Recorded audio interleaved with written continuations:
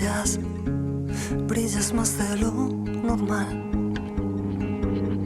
Tú brillas, brillas más de lo normal. No hay dudas, todo es transparente. Porque tú brillas, brillas más de lo... A motivación para plantexar este proxecto, hai unha parte moi vinculada á misión de ASFE, o traballo de ASFE en educación, que é formar e sensibilizar sobre dereito ao hábitat digno. Cando falamos de hábitat, falamos de todo aquel entorno no que vivimos as persoas, as comunidades, que implica non só o entorno físico, natural e construído, senón tamén o entorno social, o entorno político, cultural, todo o que ten que ver coa participación, non? Con ser cidadás de pleno dereito. Queríamos continuar este traballo, pero a aterralo nun contexto concreto e na escala dun barrio. Viñamos traballando moitos anos a escala de centros educativos, non? E queríamos pasar a unha escala seguinte, a escala dun barrio, e a hora de elexir o barrio, pois aquí pesou moito os vínculos xa existentes. Un aprecio e un vínculo forte co barrio do Ágora do Orzán da Coruña por parte de varias persoas de ASFE. E que ademais nos parecía que era un barrio que reunía moitísimas cualidades para poder traballar os obxectivos que nos planteábamos no proxecto, non? Un barrio que ten moitas carencias e moitas vulneracións respecto ao que consideramos un hábitat digno, pero que ten moitísimas cualidades e fortalezas, ás veces que custa identificar ou ver no contexto, digamos, actual, hexemónico de pensamento, pero que son cousas que fan a un barrio de coidados no día a día. Pensamos este proxecto de colaboración entre ASFE e a Universidade e o Mestrado Universitario en Políticas Sociais como unha proposta de aprendizaxe-servizo, que é fundamental para o alumnado, para que adquira sentido as aprendizaxes que desenvolven nas diferentes materias que participaron, pero tamén para a comunidade, porque ao final o alumnado aporta á comunidade, aporta ao proxecto o seu saber. Destacaría lo positivo de salir del aula y de tener contacto con asociaciones, con agentes del barrio, de ver la experiencia de qué es aplicar un proyecto, que en muchos casos no lo habían hecho nunca. Entonces, creo que esta experiencia les aporta mucho como parte de su proceso de aprendizaje y de conocimiento dentro del propio máster, Entonces, yo creo que, aunque por momentos creo que la frustración podía ser grande, creo que una vez llegado al final, con los resultados finales, el aprendizaje y la experiencia que se llevan creo que puede ser, que es muy importante y que moi gratificante para ellas. Eu creo que foi unha colaboración fundamental, porque gracias ao proxecto tivemos a oportunidade de recibir formación específica sobre estes enfoques importantes para o alumnado e, ademais, de despois poder aplicar eses coñecementos a través dos diferentes proxectos que foron desenvolvendo en primeiro e en segundo para dar tamén contido a este proxecto. Y todo es un baile de disfraces mientras yo me fijo en todo cuanto haces. No debería mirarte, pero hay algo extraño, algo inexplicable. Es que tú brillas, brillas implacable. Nesta primeira fase fomos a contar o proxecto a distintos actores e a resposta foi moi positiva. É unha das cousas que queríamos destacar e tamén agradecer desde ASFE en todo momento. Desde esta biblioteca do Ágora que nos acolleu desde o primeiro día, o mestrado de Política Social e Intervención Comunitaria da Coruña, que foi esencial, esa pata, ese aliado, que está aportando un montón de dimensións ao proceso, o traballo do seu alumnado, do profesorado, o cole e o Instituto do Barrio, esenciais porque son a infancia e a adolescencia do lugar e o profesorado e que creen no proxecto na necesidade polo que pode aportar non só ao barrio, senón aos seus habitantes. A asociación veciñal e moitas entidades que ao longo do proceso foron participando en distintas actividades e coas que fomos tecendo rede e agardamos que en fase seguinte esos vínculos poidan ir fortalecéndose, non? O sea, penso que é un proxecto que ten a vontade como de ofrecer oportunidades ou facilitar oportunidades de tecer vínculos pois para pensar que o noso veciño e a nosa veciña é un aliado, alguén que nos coida e non un enemigo, non? Creo que é importantísimo para empezar a pensar en un hábitat que nos coide.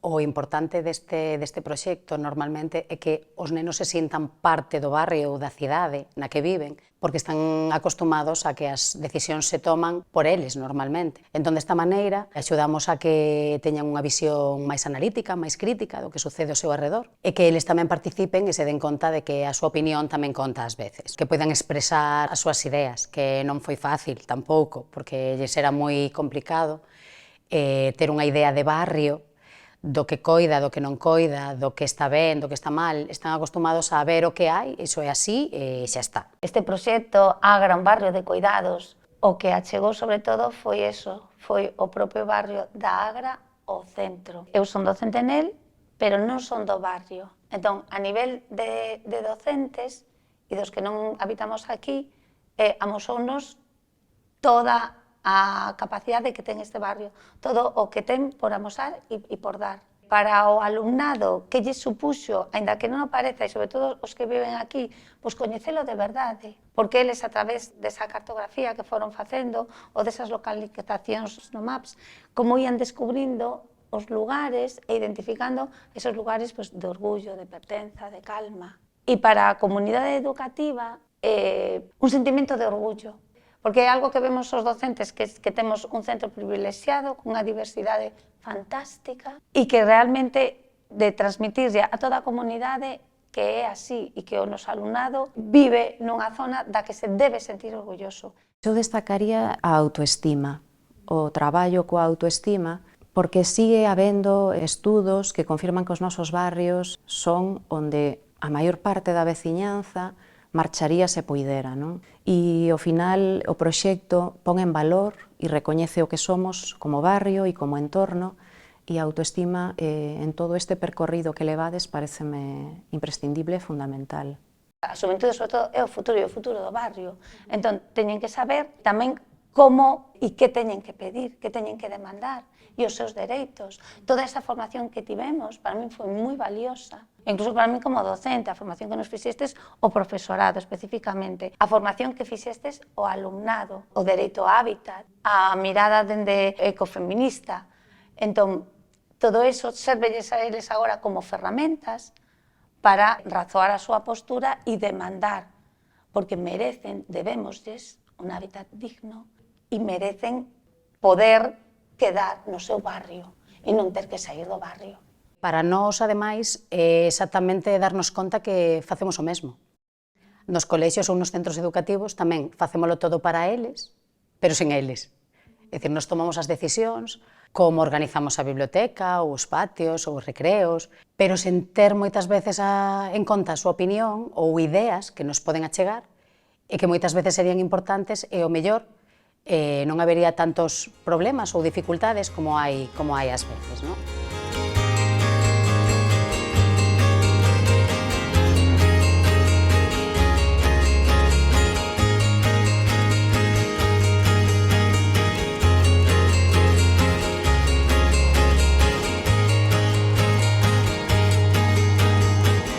O obxectivo do proxecto é tamén ir traballando con distintas metodoloxías e ferramentas, non, para desenvolver capacidades nas persoas que habitamos os barrios, non, nos colectivos, para facer efectiva a defensa dese hábitat digno, non? Ao tempo facendo cun enfoque de dereitos e cun enfoque que nos aporta o ecofeminismo, que nos parece moi eficaz para enfrentar hoxe en día a multitude de discursos de odio que estamos enfrentando ben por pobreza, por diversidade cultural, sexual, etc. Para min, o que supuso o seu traballo é que eles agora van ter como un altofalante, es que me quedou esa idea de velos a eles como transmisores. Eles son agora os que teñen que demostrar ao resto da colectividade todas as fortalezas que hai no barrio e de que se poden sentir seguros. E todas as miradas críticas tamén. Ese foi o traballo que fixestes dende Arquitecturas Sen Fronteiras, no? Aprenderes a mirar, no? Aprenderes a empregar a mirada crítica, pero e en positivo. Se ti non te coñeces a ti mesmo, non podes tampouco exportar cara fora. Entón, hai que partir ese arredor de nós, no? Claro, son de lingua galega, no? Ese partir de ver o que hai por fora, sí, pero ao final volver a nós, no? Entón, o arredor de sí, vale, da xeración nós, pois deixo por aí. Seguir construindo, ¿no?